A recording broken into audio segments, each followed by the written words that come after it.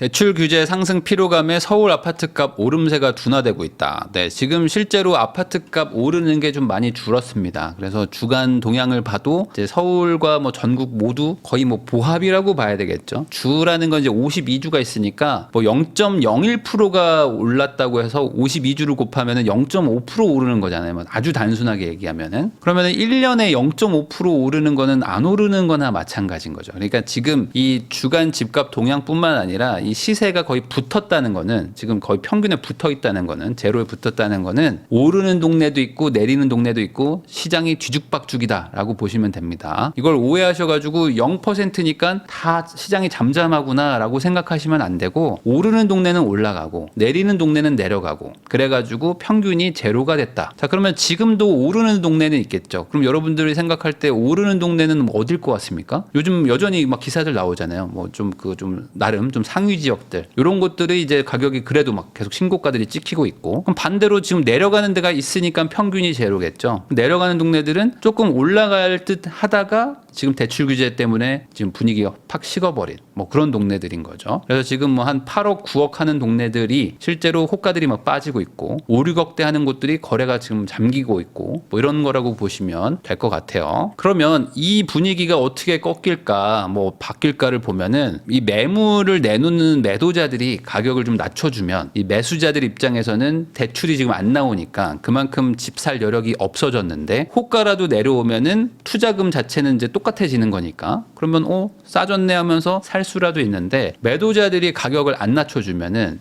대출은 적어지고 매도가 호가는 똑같으니까 못 사는 거죠. 그러면 지금 거래량이 급감했거든요. 지금 8월, 9월, 10월에서 거래량이 지금 급감하고 있는 수준이라는 거는 역설적으로 얘기하면은 매도자들이 가격을 낮춰주지 않고 있다. 라고 보시면 됩니다. 거래량이 늘어난다는 거는 낮춰서라도 호가를 던져서라도 판다는 거고 거래량이 급감한다는 거는 살 사람들이 못 사주니까 야 그러면 안 팔어 라고 나도 버틸게 라고 하고 있다라고 보시는 게 맞는 거죠. 그래서 지금은 매물이 쌓이지만 호가가 요지부동이다. 그래서 여기서 이제 앞으로 경제가 어떻게 되냐 뭐 금리가 어떻게 되냐 뭐 지금 뭐 미국 대선이 어떻게 되냐 뭐 이런 것들 가지고 매도자들이 못 버티고 던질 것이다. 아니다. 매도자들은 계속 버틸 것이고 결국에 매수자가 따라올 것이다. 이걸 지금 서로 이견이 지금 갈리고 있다고 보시면 될 것 같아요. 자, 돈줄 죄어도 오른다. 서울 아파트 대출 규제 하고 나서도 65%가 상승 거래다라는 겁니다. 자, 그러니까 이제 상승 거래라는 거는 이제 지난 거래보다 조금 더 비싸게, 조금이라도 비싸게 찍히느냐라는 걸 보면은 그래도 거래가 안 되는, 거래가 급감되고 있는 거는 아예 거래가 안 되는 데는 안 되지만 되는 데들은 그래도 조금씩 높게 찍힌다는 겁니다. 그러니까 제가 아까 말한 대로 매도자들이 호가를 버티고 있는데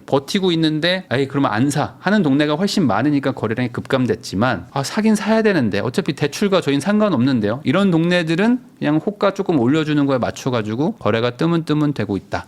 라고 보시면 데이터에 대한 해석인 거죠. 자, 76주째 오른 전셋값, 둔촌주공 입주장도 효과 없다. 그래서 지금 전셋값은 뭐 계속 올라가고 있습니다. 그래가지고 지금 전세금이 올라가고 있다 보니까 집주인들도 매도를 하지 않고 그러면은 차라리 뭐 버티지 뭐 라는 게 조금 더 센 거죠. 왜냐면 지금 전세라도 많이 떨어지거나 아니면 뭐 금리라도 많이 올라가거나 뭐 이래가지고 내가 이거 불안한데 내가 이걸 못 보유하겠는데 이런 불안감이 있으면은 뭐 조금 호가를 낮출 텐데 전세가 올라가 주는 게 사실 집주인들 입장에서는 되게 마음이 좀 편한 일이니까 안 되면 안 팔리면 뭐 전세 주지 뭐 라는 식으로 이제 갈 수가 있잖아요. 한결 마음이 좀 편하단 말이지. 그러니까 지금 버티기로 들어가고 있다라고 보시면 될 것 같아요. 자, 임대주택 더 지으라면서 돈은 안 준다. 적자 쌓이는 LH의 고민. 그래서 지금 LH 적자가 참 많습니다. 많고 물론 그거는 자산을 획득하기 위한 부채다라고 해가지고 문제 없다라고 말하시는 분들도 있어요. 왜냐면 집을 살 때 대출 80%가 받아가지고 집 사면 그게 문제냐. 나머지 20%만큼 현금이 들어가 있는 거고 그 집을 팔아서 대출 갚으면 되는 거잖아 라고 생각할 수 있는데 LH는 약간 좀 다릅니다. 왜 그러냐면 LH가 가지고 있는 자산의 꽤 많은 부분이 임대사업용 주택들도 많단 말이에요. 그러니까 임대주택을 공급하려고 대출을 받아. 근데 당연히 임대주택 대출 이자보다 더 소득 수익을 벌어야죠. 그래야지 회사가 유지가 되는데 우리나라 임대주택 사업은 공공임대다 보니까 싸게 주고 그러니까 이자를 못 챙기고 그러니까 이자도 못 버는 사업을 계속해야 돼요. 근데 공공주택이 부족하다고 더 지으라고 하잖아요. 지금 정부도 그렇고 지금 뭐 국민들도 그렇고 공공주택 더 지어라 공공임대 더 지으라고 막 하고 있으니까 어떡하냐. 돈이 없는데. 그래서 지금도 적자거든요. 막 1조씩 적자가 막 나고 막 더 추가되고 막 이러는데 돈 좀 주세요 하는데 돈을 안 줘. 그러면 저 대출 더 받겠습니다. 해서 지금 LH가 이 대출 비율 그러니까 부채 비율을 더 높이겠다. 나 대출 더 받아가지고 사업한다 그러면 나 말리지 마라고 지금 얘기를 하고 있는 겁니다.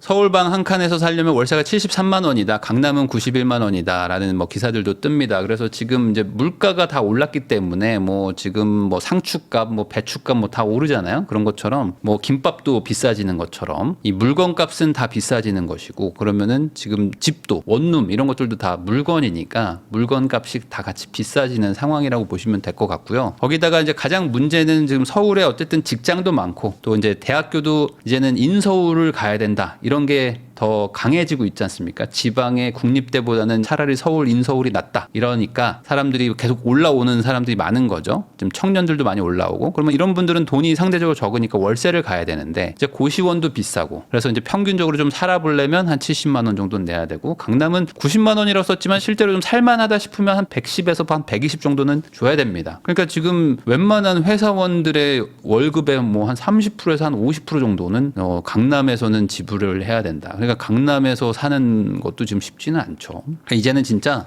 외국처럼 뭐 쉐어하우스로 뭐 둘이 살든지 뭐 그렇게 하지 않으면은 혼자서 감당하기에는 이제 서울의 월세가 상당히 이제 비싸졌다라고 보시면 될 것 같습니다. 신축 아파트 대접받는 이유가 있다. 서울 구축이 60%다. 그래서 지금 서울은 전국적으로도 가장 노후도가 높은 지자체 중에 하나고요. 부산, 대구와 합쳐가지고 가장 낡은 도시입니다. 가장 늙은 도시고 그러다 보니까 서울에 사는 분들은 웬만하면 다 연식이 15년, 20년이야. 그 정도면은 그래도 좀 신축급에 들고요. 조금 저는 약간 낡은 집에 살아요. 그러면 한 24년, 25년 된 집이고요. 저희 집은 여전히 괜찮은데 하면 한 35년, 40년 된 집에 살고 계십니다. 그러니까 서울에서 신축이다? 이게 진짜 구하기 힘든 거고요. 서울 신축 대단지다? 그러면 거의 상위 한 4, 5% 정도? 안에 들어간다고 보셔도 될 정도입니다. 그러니까 그만큼 서울이 신축이 되게 희귀하다. 그런 걸 어디서 느낄 수 있냐면요. 차 3대면 월 주차비 100만 원 내라. 이런 동네들이 지금 늘어나고 있습니다. 왜 그러냐? 서울이 구축이라고 그랬잖아요. 그러니까 서울은 20년 된 집, 30년 된 집, 뭐 40년, 50년 된 집들도 많아요. 아파트가. 그러니까 예전에는 차가 이렇게 많지 않아가지고 주차 대수가 뭐 1대, 0.6대 이런 아파트 단지들이 많습니다. 압구정도 이 주차 대수가 1대가 안 되는 단지도 있거든요.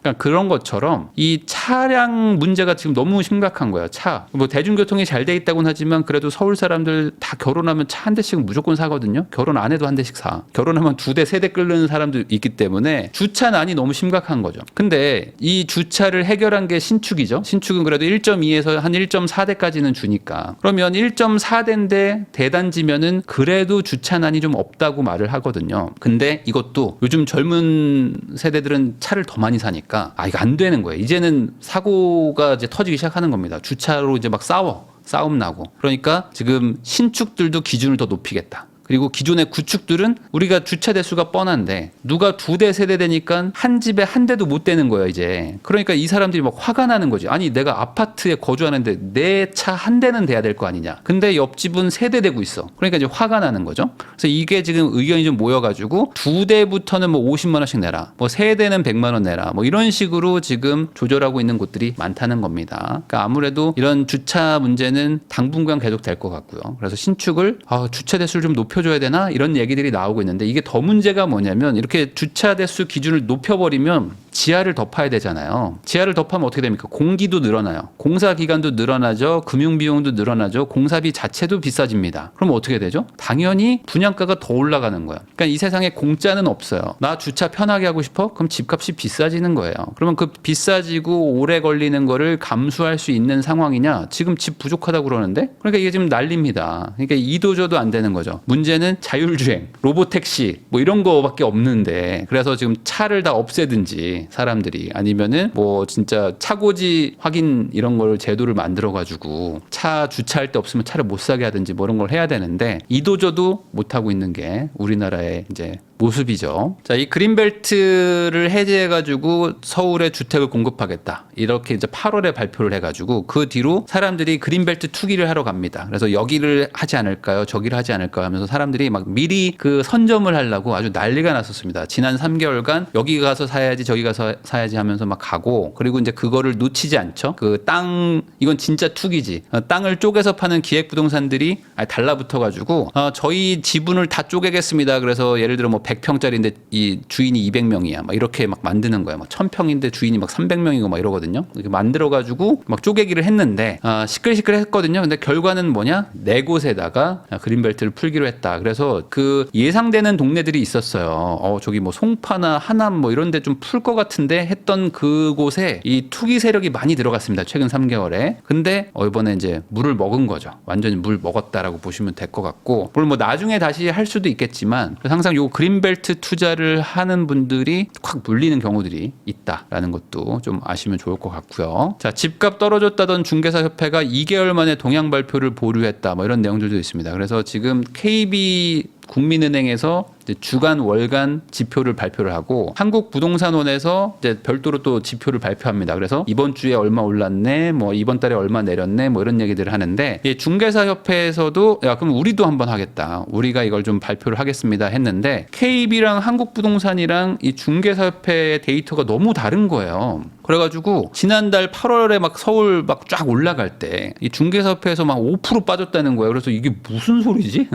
이게 좀 이상하잖아요. 아니 뭐 다들 막 난리 났는데 뭐 집값 올라간다고 난리인 시절이고 막 거래량 폭발하는데 집값이 5% 빠졌다는 거예요. 그래서 이게 뭐지라고 해서 사람들이 좀 이렇게 지켜봤습니다. 근데 이제 또 9월 달에도 또 이상하게 좀 괴리감 있게 나오면서 이거 뭔가 우리가 방법이 틀린 것 같습니다. 라고 해서 다시 전면 수정해서 다시 나오겠습니다 라고 잠깐 접었다. 중개사협회가 사실 장점이 많죠. 왜냐면 이 중개사들이야말로 시장에서 완전 지금 현업에 뛰고 있는 사람들인데 이 사람들의 데이터만 잘 모아도 어찌 보면 이제 국민은행이나 뭐 한국부동산원도 다 중개사들의 그 좀 기대 가지고 자료를 뽑는 것도 있거든요. 그렇기 때문에 여기서 잘해주면 분명히 좋은 데이터가 나올 거라고 봅니다. 다만 이제 이거를 뭐 아직 처음 초기다 보니까 뭐 데이터들이 좀 이상하게 나오는 거는 뭐 이해를 해야 되겠죠. 그래서 이제 잘 바꿔가지고 나와주면은 좋겠다. 자, 경기도에서 생애 첫 아파트 사볼까 매수 탑3가 화성, 파주, 양주다 해가지고 이제 말 그대로 이제 처음 생애 최초를 여기서 많이 사더라라는 겁니다. 이 동네들이 이제 서울 인근에 그래도 출퇴근이 가능한 곳에서 약간 마지노선인 동네들이죠. 그러다 보니까 이쪽에는 뭐 지금 경기도 아파트가 평균 5억 정도 하기 때문에 중위 가격이 5억이니까 이런 데 가면은 신축들도 한 4, 5억이면 살 수 있고 그러면 신축을 5억에 산다고 하면은 디딤돌 대출 받아가지고 맞벌이 부부가 한 1억 정도 뭐 1억 5천만 모아도 어떻게든 집은 산단 말이죠. 그러니까 생애 최초 아파트 사기가 딱 좋은 그런 가격대인 거죠.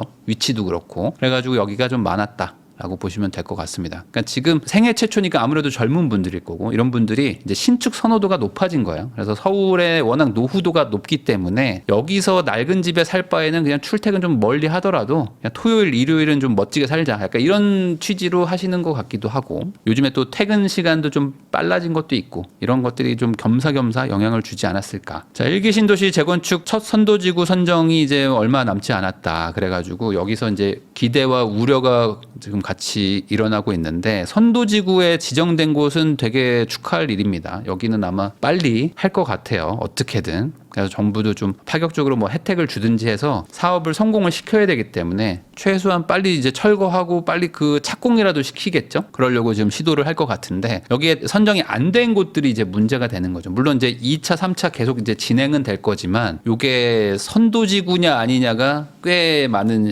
그 차이를 좀 일으킬 것 같아서 다들 이거를 좀 하려고 기대는 하고 있는데 발표가 나면 또 알려드리도록 하겠습니다. 자, 근데 이게 쉽지 않을 수도 있다. 왜 그러냐? 제가 예전에도 한번 영상으로 다뤘었는데 지금 그 이주 단지를 어디로 할 거냐? 영구임대 재건축 아파트들이 지금 1기 신도시에 좀 있어요. 그러니까 그 말 그대로 아파트 전체가 다 임대 아파트입니다. 근데 여기도 낡았어요. 여기도 다 주공 아파트고 막 이러니까 한 30년 됐거든요. 그러다 보니까 여기에 그 영구 임대 사시는 이 저소득층 그런 분들이 여기 많이 사시는데 이분들을 이주시키고 이거를 재건축을 해가지고 여기에 이주 수요를 여기로 이제 수용하려고 하는 거죠. 저 집 부시고 저기 사는 분들 여기 이 영구 임대 아파트에 와서 살아라. 그러면은 여기서 한 3년 사시면 다시 그 집 들어가시고 그럼 거기에 집이 더 늘어나니까 거기로 또 이제 또 분산해가지고 사람들을 또 받으면은 빨리빨리 돌릴 수 있을 것 같다. 라면서 이제 계획의 핵심이 이 영구 임대 아파트를 재건축을 빨리 하는 겁니다. 그러니까 얘가 지금 1번이야. 내가 지금 1번입니다. 얘를 재건축을 해야 나머지가 되는 거예요. 근데 이게 거주자 협조가 안 될 수도 있지 않냐라는 얘기들이 나오고 있는 겁니다. 왜냐면 여기 있는 분들은 어쨌든 저소득 있는 분들이고 그리고 이제 뭐 기초생활수급자라든지 뭐 이런 분들이 많은데 이런 분들 보고 지금 이주를 하라는 거죠. 이거 재건축할 때까지 딴 데 가라. 그러면 이분들은 그럼 어디로 가냐. 그거에 대해서 지금 해결책이 잘 보이지 않을 수도 있다는 거죠. 그래서 이거를 어쨌든 한다고 하는데 어떻게 할지는 이제 지켜봐야 될 것 같습니다.